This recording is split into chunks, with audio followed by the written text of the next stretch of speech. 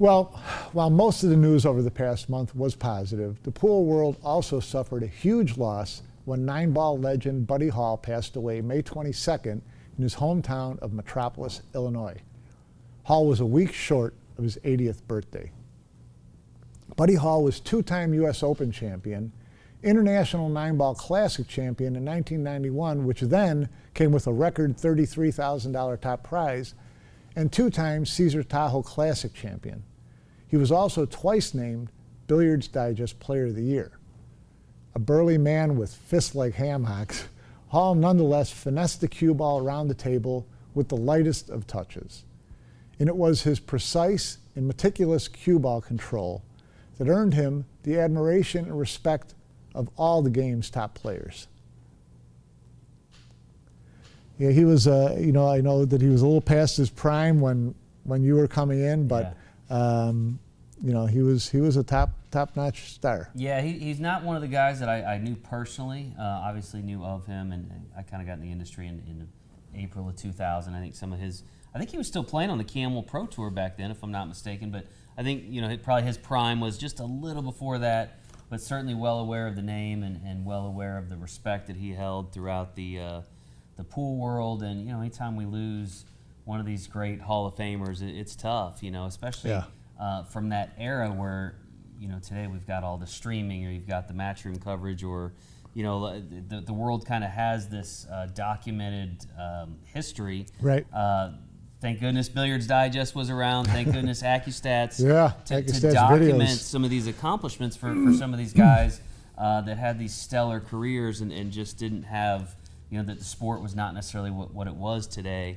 Yeah, it wasn't a global sport. It was an American sport during his heyday. Yeah. And certainly in the U.S., he was as well known as any player. But internationally, younger players probably don't know a lot about him because he wasn't, a Mike Siegel, he wasn't an Earl Strickland, one of those guys who traveled around the world, went to international tournaments, played in the World Championship in Germany or in Moscone Cups. Buddy Hall didn't like to travel a lot. He never went to the international tournaments, although he certainly could have because he was still, playing at a high level in the mid to late 90s. I mean, he won the U.S. Open Championship in 1998. He was 53 years old. And this is when everyone was still at the top of their game. They had a lot of Hall of Famers at the top of their game in 1998, and Buddy Hall was still winning the U.S. Open, which at that time was the tournament to win. So, hopefully people go back and take a look through some AccuStat videos of Buddy Hall, because that's what all the top players did back in the day. Yeah. And if you remember, Jason, back in July, we polled a bunch of the game's top players on who they would pick as their top 10 American players of the last 50 years. All of them had Buddy in the conversation. All of them had Buddy in their top 5. And let's take a look at some of their responses. I had Buddy Hall.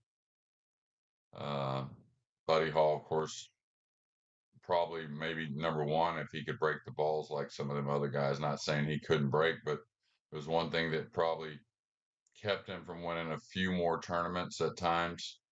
But after the break, of course, we all talk about, when I say everyone, maybe not Efren, I don't know, but I know I've heard some great things about Buddy out of Efren's mouth before, but every other American always talks about being able to play the rack like Buddy Hall. And I think if today's generation got to see him a little more in his heyday, they'd be saying the same thing.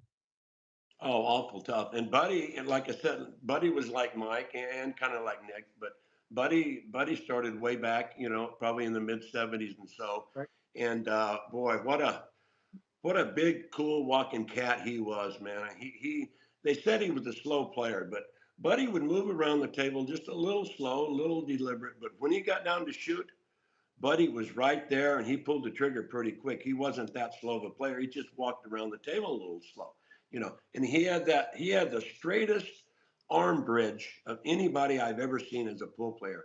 His left arm, when he bridged, it was so straight. I mean, it was straight as a string, and he was a fierce player. Probably the best position player on earth, especially in 9-ball. I mean, usually, within a foot to to the next object ball. Also, very smooth player, great stroke. So he's definitely on there. I put Buddy Hall next. I mean, Buddy, the rifle. My dad told me, like, one of the things my father always told me, he always tried to analyze Buddy. You know, the way he strikes the cue ball was always the same. And everything, my dad's like, oh, Buddy Hall did this, Buddy Hall did that. I'm like, geez, all right, Dad, I got it. Buddy Hall did a lot of great things, great. I mean, he's just a legend. I got to see him play a little bit later in his career, so I really didn't get to see him play in his prime. So, you know, I feel like I missed out a little bit, but it's nice to at least have those old AccuStats tapes to relive the glory days. Hard to miss the respect and admiration that these guys all had for Buddy Hall and his game. Yeah, and just a reminder, that was from last July, so, you know, that was input from some of the greats of the game about, you know, the top 10 or top 5 players. So to hear them talk with that kind of admiration about Buddy Hall is certainly a cool thing, and hopefully something that his, you know, family and his friends and those that you know knew him best are able to kind of appreciate now that he has unfortunately passed. But our condolences certainly go out to them, and it's always tough when one of the great ones goes. Yeah, he'll be sorely missed.